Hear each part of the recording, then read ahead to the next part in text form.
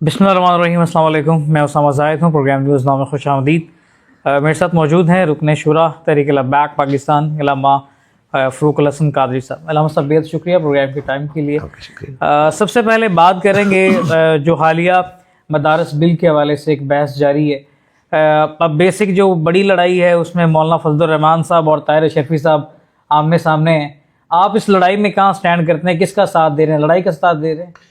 देखिए, बात ये मौलाना फजलुर रहमान साहब की या ताहिर शफी साहब की नहीं है। बात तो उस उसूल की है जिसके ऊपर हम खड़े हैं, और हम हमारा एक अपना नुक्ता नज़र है। हमने पेश किया है कि हुकूमत अपने इदारे जिस वक्त ख़ुद प्राइवेट कर रही है, वो किस मुंह से मदारस को अपनी तहवील में लेने की बात कर सकती है। सर, आप हमें उस वक्त कहें जब आप खुद एक आइडियल निज़ाम तालीम लेके चल रहे हो, जब आपने निज़ाम तालीम का बेड़ा ये गर्क कर दिया है कि अरबों रुपए जिन यूनिवर्सिटियों पे आपने खर्च किया है, उनमें दुनिया की टॉप 1000 यूनिवर्सिटी में भी आपकी किसी यूनिवर्सिटी का तज़किरा नहीं है, और पाकिस्तान के उन इदारों को आप अपनी तहवील में लेने जा रहे हैं कि दुनिया के टॉप 10 जो मदारिस हैं उन 10 में से 7 मदारिस पाकिस्तान में हैं। आप उनको कहें कि आप हमारी मर्जी से चलें, इसका मतलब है कि आप हमें उस लेवल पे ले जाना चाहते हैं कि 1000 में भी हमारा नाम कहीं नजर ना आए। लिहाजा ये फैसला कभी भी दुरुस्त नहीं है। दूसरा, इससे पहले कई तजर्बात हो चुके हैं कि मदारिस को हुकूमती तहवील में दिया गया है, लेकिन उसका जो हशर गवर्नमेंट ने किया है वो इतना बुरा किया है कि आप, और मैं उसको एक मिसाल दूंगा बस सिर्फ, ये इस्लामी यूनिवर्सिटी बहावलपुर, ये पहले एक जामिया था। ये नवाब ऑफ बहावलपुर ने यहाँ पे शुरू से लेके दौर हदीस तक यहाँ पे तालीम थी, और हुजूर ग़ज़ाली ज़मान जैसी बड़ी बड़ी शख्सियात, अल्लामा मोहम्मद सईद काज़मी साहब जैसे, और अल्लामा ग़ुलाम रसूल सईदी और बड़े बड़े लोग यहाँ पे आके जो है वो पढ़ाया करते थे। जब इतने बड़े उलमा वहाँ पे पढ़ाते थे, आपने उसको अपनी तहवील में लिया, आपने उस मदरसे को नाम तब्दील करके इस्लामिया यूनिवर्सिटी बहावलपुर का नाम दिया। अब इस्लामिया यूनिवर्सिटी बहावलपुर का हशर ज्यादा नहीं, 3 साल से भी कम अरसे की वो स्कैंडल को याद कीजिए कि एक मेजर के मोबाइल से जो है वो 5000 स्टूडेंट्स की नाकाबिले एतराज वीडियोस इस तरह के स्कैंडल जो है मदारस में भी तो आते हैं। सवाल एक यूनिवर्सिटी के 5000, एक मिलता जुलती अफवाह कह लें, खबर कह लें, मस्जिद रहमतुल्लाह अलमीन से सवाल सर, क्या जो रेशो आप पेश करना चाह रहे हैं मदारस के ऊपर लगा रहे हैं, क्या एक मदरसे एक दरसगाह की रेशो इसी तरह की आप पेश कर सकते हैं जो यूनिवर्सिटीज या कॉलेजेस की है कि वहां पे 5000 काबिल एतराज वीडियोस निकले एक बंदे के मोबाइल से, एक यूनिवर्सिटीज की तलबा की? क्या आपको ये एक मिसाल पेश कर सकते हैं? बहुत बड़ा स्कैंडल नहीं है, रेशो का फर्क आप देखें। ठीक है कि आपको यूं समझ लें कि अपनी आंख का शहतीर नजर ना आए, पूरे का पूरा बंदे का कालापन नजर ना आए, और दूसरे की आंख का तिल जो है ना वो आपको कालक नजर आए, ये ज्यादती है। हम कभी भी नहीं ये कह रहे हैं कि मदारिस के अंदर फरिश्ते रहते हैं, लेकिन ये जरूर कह रहे हैं कि इनके मुकाबले में 1000 दर्जे पाकीज़ा लोग बेहतर है। बिल्कुल, लेकिन एक और चीज़ है कि ये मदारस बिल के तहत वो चाहते हैं कि सनत व तजारत के अंडर जो मदारस काम करें। वज़ीर तालीम जो है, इस सवाल से पहले, ये सवाल आप यहीं पे रखिएगा, इस सवाल से पहले मैं आपको बता दूं कि जो मस्जिद रहमतुल्लाह आलमीन या इस तर्ज के जो आपने कोई बात की है, ऐसी कोई भी मेरी मालूमात में ताहाल कोई ऐसी बात नहीं आई। किसी ने जिस तरह होता है कि शख्सियात और इदारों को या बड़े मराकज़ को बदनाम करने की बातें होती हैं, इस तर्ज की कोई बात किसी ने आप तक पहुंचाई हो जो मेरे तक नहीं पहुंची, अलग बात है, लेकिन मेरे मालूमात में ताहाल ऐसी कोई बात नहीं आई। आप अगला सवाल। ठीक है, वज़ारत तालीम के अंडर मदारस हों तो जिनके तालीमी इदारे हैं, सनत व तजारत के अंदर हों तो उनकी पहचान एक सनत की या एक आप कह रहे हैं कारोबारी स्ट्रक्चर के तौर पे होगी। तो क्या वजह है कि तहरीक लब्बैक पाकिस्तान मौलाना फजलुर रहमान साहब के काज के साथ खड़ी हो गई? देखिए, हम कहते हैं कि ये भी एक सानवी हैसियत है कि सनत व तजारत के साथ हों या वज़ारत तालीम के साथ हों या एनीवन किसी के साथ, दाखिला या खारजा, किसी भी इदारे का नाम ले लें। जब आपने मदारिस की शख्सी आज़ादी को सल्ब कर लेना है तो वो किसी भी इदारे के ज़ेर असर हो वो नाजायज़ है। हाँ, असल मसला यह है कि मदारिस का जो शख्सी उनका तशख़्ख़ुस है, शख्सी आज़ादी है, उनका जो आज़ादाना तर्ज़ तालीम है, اس کو آپ اپنے اندر اپنی مرضی کے مطابق یعنی درزی کی طرح آپ جو آپ کی مرضی کے اوپر فٹ آئے وہ اسلام رکھنا اور جو آپ کو اضافی لگے اس کو کاٹ کے سائڈ پہ کر دینا. جو اس طرز کا آپ کا نظام ہے ہم اصل میں اس کے خلاف ہیں. وہ چاہے اس کو آپ وزارت تعلیم کے نیچے لے آئیں یا صنعت و تجارت, اصل مسئلہ اس کا نہیں ہے. اصل ان کے ناجائز قبضے کے اوپر جو ہے نا وہ ہمارا اختلاف ہے. تحریک لبیک نے کھل کے مولانا فضل الرحمان صاحب کی حمایت کا اعلان نہیں کیا, بلکہ کہہ دیا کہ مفتی منیب الرحمان صاحب کے جو کاز کے ساتھ ہم کھڑے ہو جائیں گے. اگر کھل کے ساتھ دیتی تو ایک موقع تھا کہ ایک چلیں مدارس کے ایشو پر ہی صحیح مذہبی جماعتیں ایک پلیٹ فارم پہ اکٹھی ہو جاتی. دیکھیں مسئلہ یہ ہے کہ ہم نے آپ کو واضح طور پہ کہا کہ تحریک لبیک مدارس اور علماء کے ساتھ کھڑی ہوئی ہے.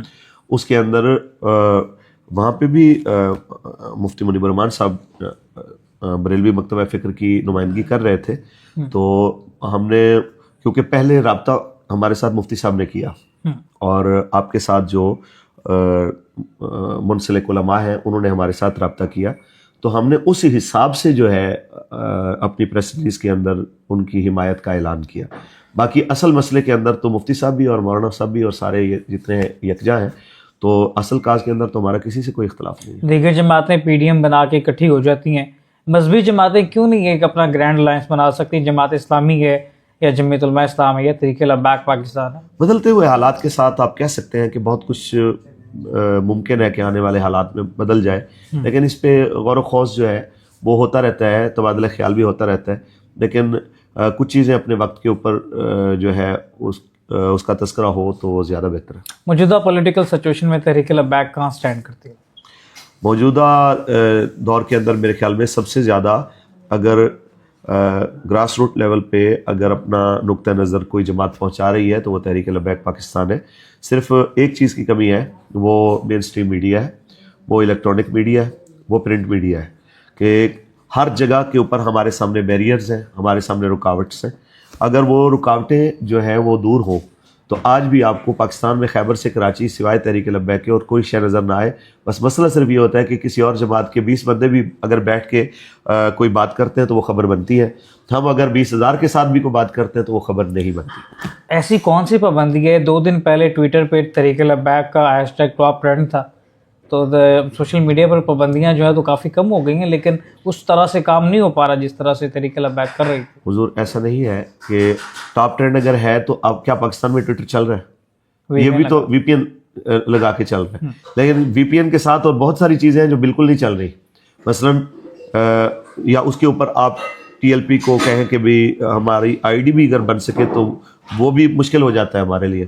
مثلاً فیس بک ہے, مثلاً اس کے ساتھ اور دیگر ایپس ہیں, ٹک ٹاک ہے یا کوئی اور اس طرح کی ایپس ہیں, وہاں کے اوپر امیر محترم کا, صاحبزادہ انس حسین رضوی صاحب کا یا قبلہ بابا جان کا, تحریک کے بڑے جتنے بھی ذمہ داران ہیں ان سب کے جو ہے وہ تصویروں کے اوپر فلٹر لگے ہوئے ہیں. جو ہی ان کی تصویر آنی ہے تو آئی ڈی اڑ جائے گی, ان کا نام آئے گا آئی ڈی اڑ جائے گی, تحریک لبیک کا ٹی ایل پی کا نام آئے گا تو آئی ڈی جو ہے نا وہ اڑ جائے گی. آپ سوچیں کہ اس سے بڑھ کے ظالمانہ کسی کے لیے پابندیاں کیا ہو سکتی ہیں؟ پاکستان کی کوئی بھی ایسی پارٹی نہیں ہے جو پاکستان کی سیاسی پارٹی ہو جس کے اوپر وہ پابندیاں جو ہمارے اوپر لگی ہوئی. تحریک لبیک پاکستان خود کہاں پہ سٹینڈ کرتی ہے؟ حافظ سعد حسین رضوی صاحب کی اپنی سیٹ کتنی مضبوط ہے؟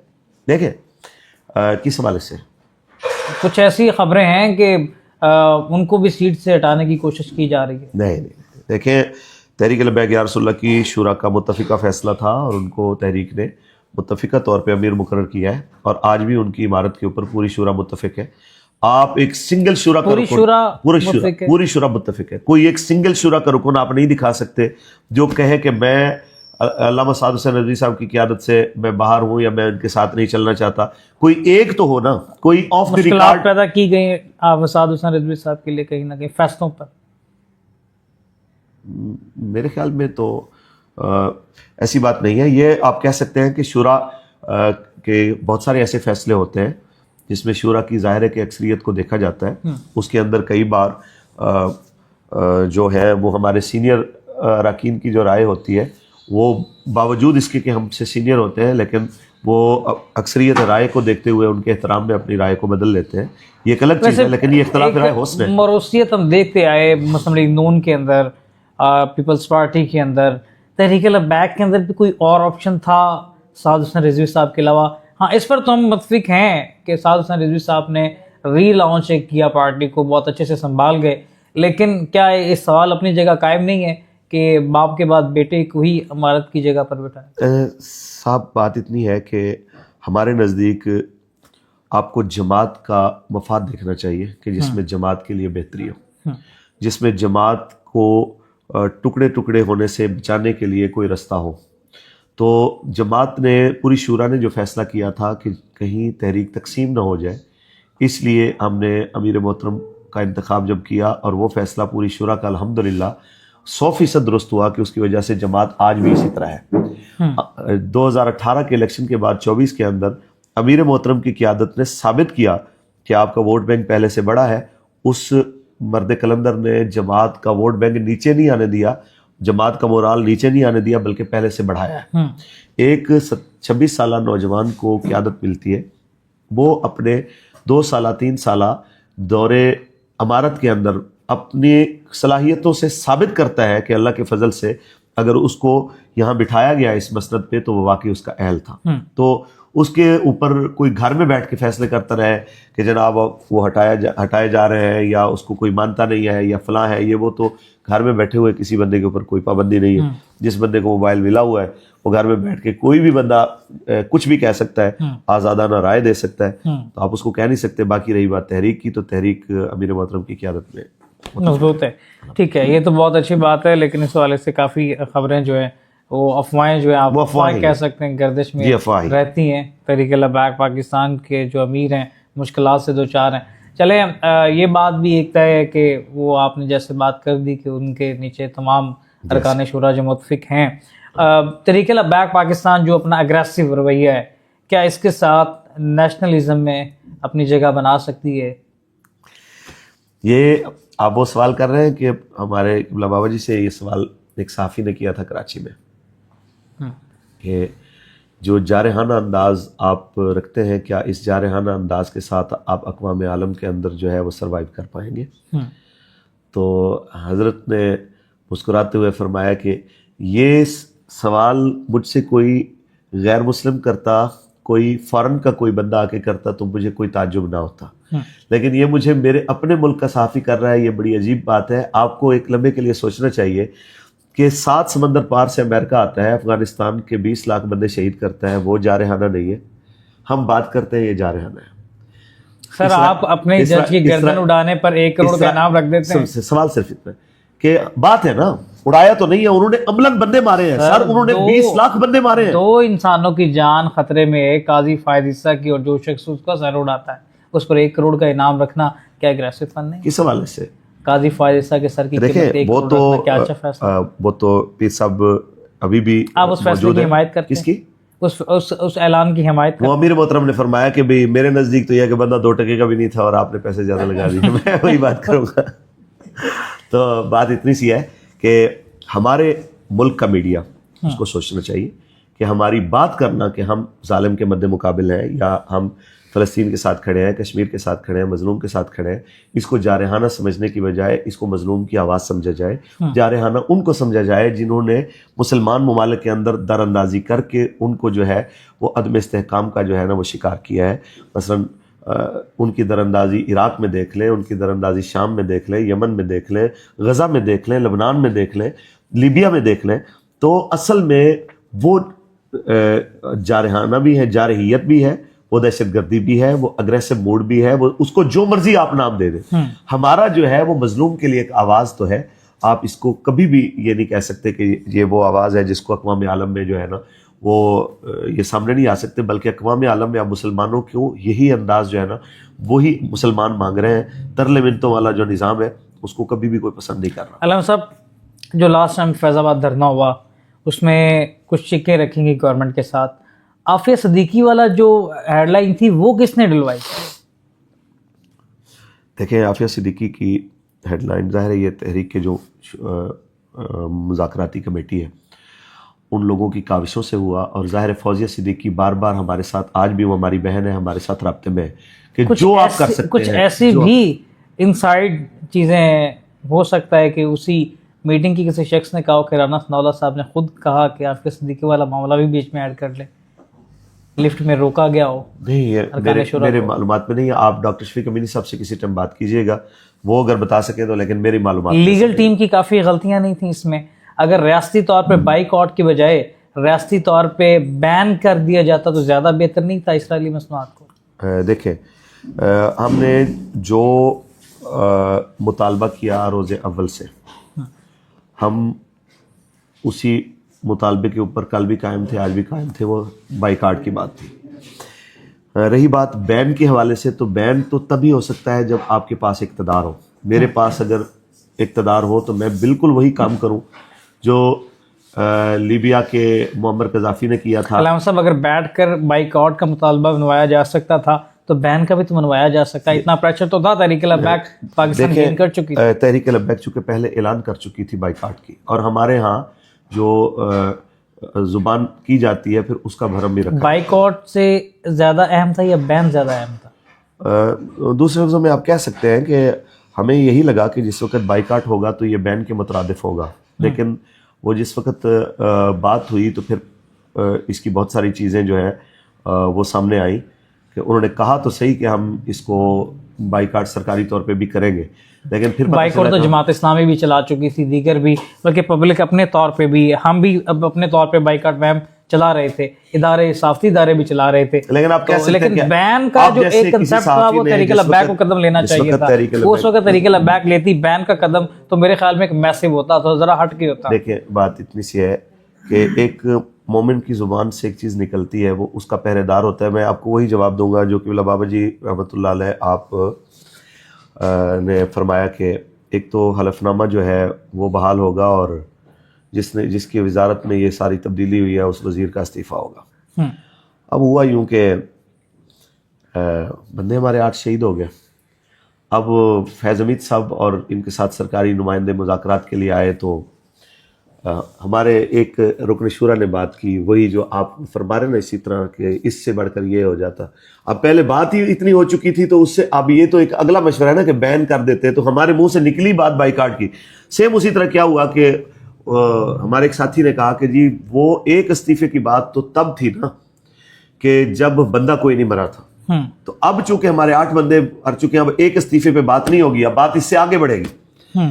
तो जब ये बात की ना तो फैज़ हमीद साहब उस वक़्त उन्होंने कहा कि जी बिल्कुल बिल्कुल। तो जब बिल्कुल उसने कहा ना तो हमारे हज़रत बड़े नफ्स शनास थे, तो आपने ऐसे देख के तो उस हमारे रुकन शुरा को फरमाने लगे, मोमिन की एक ज़ुबान होती है, हमने ज़ुबान की थी कि हम उसी बंदे का इस्तीफ़ा लेंगे जिसकी वजारत के अंदर ये सारा कुछ हुआ है। इसमें हम सारे भी शहीद हो जाएं, हम उसी एक बात पे खड़े रहेंगे जो हमने बात की है, उससे हम तजावुज़ नहीं करेंगे। हम उस एक बात पे आए हैं, अगर यहाँ पे आके हम बात बदल लेंगे तो कल को ये कहेंगे कि ये इनको सियासत के लिए लाशें चाहिए होती हैं कि लोगों के बच्चे मरवाते हैं, और फिर आके पहले मुतालबे और होते हैं और फिर मुतालबात और होते हैं। लिहाजा पहले बात ही हमने जो की थी हम आखिर तक उसी बात पे रहे हैं। हाँ, ये ज़रूर बात है कि आप जैसा कोई समझदार मिचोर सहाफ़ी अगर हमें कबल अज़ वक्त ये बात बताता और हम हुकूमत को ड्राफ्ट पेश करने से पहले जो है ना इसके अंदर कोई रद्द-बदल कर लेते तो जनाब आला फिर बात बन सकती थी। चलें, बेहद शुक्रिया। अल्लामा फ़रूक़ुल हसन साहब मौजूद थे, तहरीक लब्बैक के रुकन शुरा अल्लामा फ़रूक़ुल हसन साहब के साथ आपने गुफ्तगू समाअत की है। अपने मेज़बान उसामा ज़ाहिद को दीजिए इजाज़त। अल्लाह ने